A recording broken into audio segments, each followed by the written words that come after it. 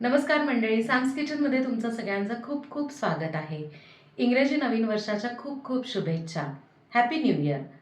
आता नवीन वर्ष चालू झालं म्हणलं की बरेच जण संकल्प करतात, म्हणजेच न्यू इयर रेझोल्युशन्स करतात. जसं की जॉब, हेल्थ, वेल्थ किंवा बरेच असे कारणं आहेत किंवा बरेच असे काही संकल्प आहेत.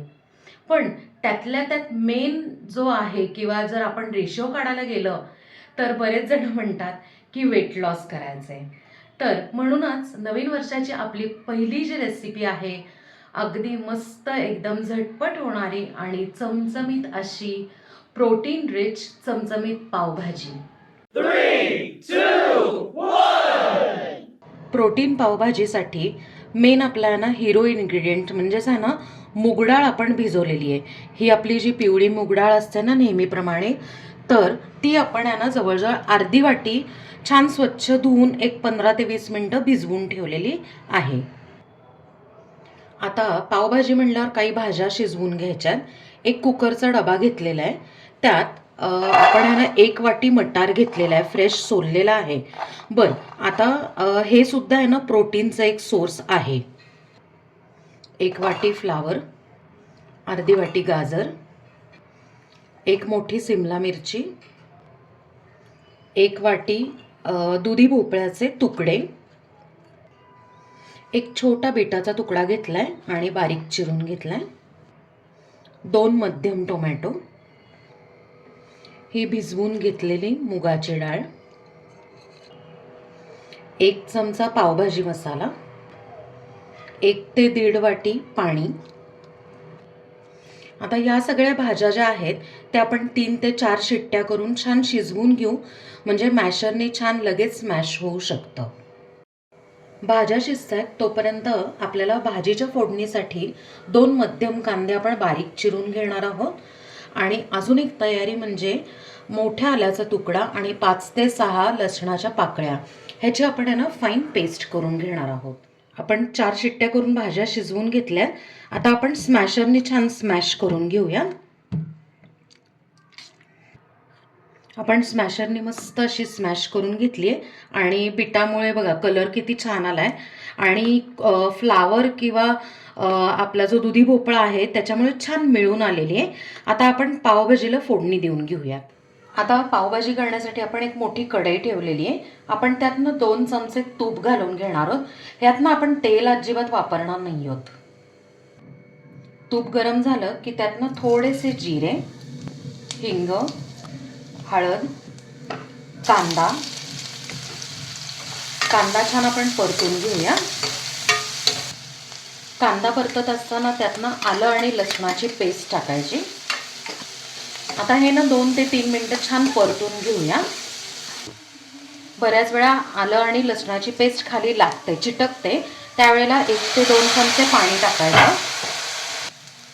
3 मिनटं झाले, आपण कांदा छान परतून घेतलाय. त्यात आता चवीप्रमाणे मीठ, कश्मीरी लाल मिरची पावडर रंगासाठी, चवीसाठी लाल मिरची पावडर, 1.5 ते 2 चमचे पावभाजी मसाला. आणि आता हे मसाले जळायला नको म्हणून अगदी थोडंसं पाणी. आता आपल्या मिश्रणाला छान तेल सुटलेलं आहे. आता आपण जी स्मॅश केलेली भाजी आहे ती टाकून घेऊया. 1 ते 2 वाट्या पाणी, किंवा तुम्हाला जेवढं पातळ किंवा घट्ट पाहिजे त्या पद्धतीने पाणी टाकायचं. करताना ह्याच्यात थोडं पाणी जरा जास्तच टाकायचं, थोडंसं जास्त. कारण काय होतं, मुगाची डाळ आपण घातलेली आहे, सो पाणी अहळतं, नंतर घट्ट होते. त्यात आता 1 चमचा आपण कसुरी मेथी टाकायची आणि मिक्स करून घ्यायचं. आता मीडियम फ्लेमवर मस्तपैकी खळखळून उकळी काढून घेऊयात. पावभाजीच्या भाजीला मस्त उकळी आली आहे. आता बारीक चिरलेली कोथिंबीर टाकूयात आणि छानपैकी मिक्स करूयात. तर अशा पद्धतीने आपली प्रोटीन पावभाजीची भाजी झालेली आहे. आपण गॅस बंद करून गरमागरम सर्व करूयात. आता पावभाजीचे पाव आपण भाजून घेऊयात. थोडंसं तूप घालायचं, त्या तुपावर चिमूटभर मीठ, चिमूटभर लाल तिखट आणि 2 पाव इथे मी घेतलेले आहेत. लकीली मला व्हीट पाव मिळालेले आहेत. तुम्ही कुठलेही पाव यूज करू शकता. आणि अगदीच जर डाएटवर असाल तर मग तुम्ही यांना व्हीट ब्रेड पण हल्ली मिळतो, मल्टीग्रेन ब्रेड पण मिळतो, कुठलाही तुम्ही यांना ह्याच्याबरोबर सर्व करू शकता. आता टर्न करूयात आणि दुसऱ्या साईडने पण आपण भाजून घेऊयात. दुसऱ्या साईडने पण मस्त शेकून झालेले आहेत. आता आपण सर्व करूयात. फ्रेंड्स, मस्त अशी चमचमीत प्रोटीन रिच पावभाजी तयार आहे आणि आपण ती इथे सर्व केली आहे. त्या पावभाजीबरोबर आपण आहे ना मस्तपैकी आहे ना गव्हाचे पाव आणि बारीक चिरलेला कांदा आणि लिंबाची फोड असं सगळं ह्याच्याबरोबर सर्व केलेलं आहे. काय मंडळी, पावभाजी बघून तोंडाला पाणी सुटलं असेल ना. आणि महत्त्वाचं म्हणजे कोणाला विश्वासच नाही बसणार की आहे ना ह्याच्यात आपण आहे ना अशा पद्धतीने प्रोटीन रिच आहे ना इन्ग्रेडियंट्स टाकलेले आहेत. आणि महत्त्वाचं म्हणजे काय माहिती आहे का, की आपण ह्याच्यात कुठल्याही फॅन्सी पदार्थ वापरलेले नाही आहेत. बऱ्याच वेळा काय होतं की प्रोटीन म्हणल्यावर पनीर हेच डोळ्यापुढे येतं, किंवा आता वेट लॉससाठी काही जण बटाटा खात नाही, आपण तो सुद्धा इन्क्लूड केलेला नाही आहे. जर पूर्ण व्हिडिओ बघितला असेल तर नक्कीच तुम्हाला लक्षात आलंच असेल. आणि काही अशा भाज्या आहेत जे लहान मुलंसुद्धा खात नाहीत बरं का, ते सुद्धा इन्क्लूड केलेल्या आहेत. म्हणजे बघा, या एका रेसिपीमध्ये बऱ्याच गोष्टी आपण इन्क्लूड केलेल्या आहेत.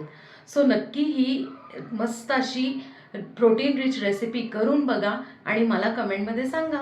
आपल्या चॅनलला सबस्क्राईब करा, लाईक करा, शेअर करा आणि कमेंट करा. आणि बेल आयकन नक्की प्रेस करा नवीन व्हिडिओच्या नोटिफिकेशनसाठी. थँक्यू.